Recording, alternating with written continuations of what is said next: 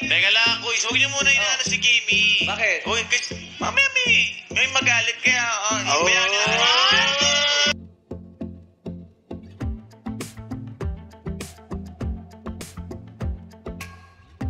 Bunot agad sa kanyang pagbabalik sa It's Showtime si Chinita Princess Kim Chiu. Ngayong araw nga Setyembre 21 ay tila na-miss ng mga Showtime host si Kim sa pagka-absent nito kahapon. Sa segment kasi na kalokalike ay dinare ng Showtime host na i-kiss ni Kim ang kalokalike ni Empoy Marquez.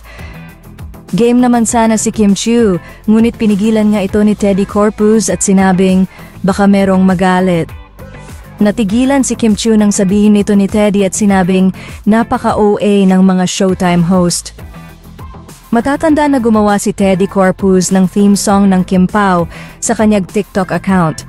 Kaya naman hindi na pala isipan na si Paulo Avellino ang tinutukoy nito na magagalit kapag kines ni Kim ang naturang contestant. Samantala, kinilig naman ang Kim Pao fans sa pahapyaw na ito ni Teddy Corpuz kay Kim Chiu. Anila ay mukhang merong alam si Teddy kina Kim at Paulo.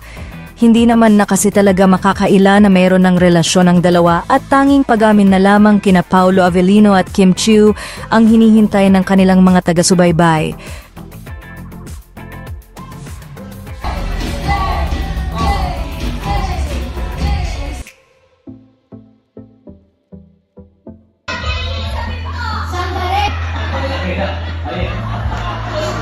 Sabi mo, pinakakalimutin ko. Ano balik mo?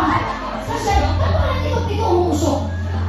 Sabi mo sa akin, ako lang mahal mo. Hindi, akin lang. Huwag kang magulo. Ang sabi mo sa akin, ako ang asawa mo. Yes. Ang sabi mo sa akin. Boss Teddy! Ito. Namin ang facial expression is okay for only. Wait a minute, what's the notice dito?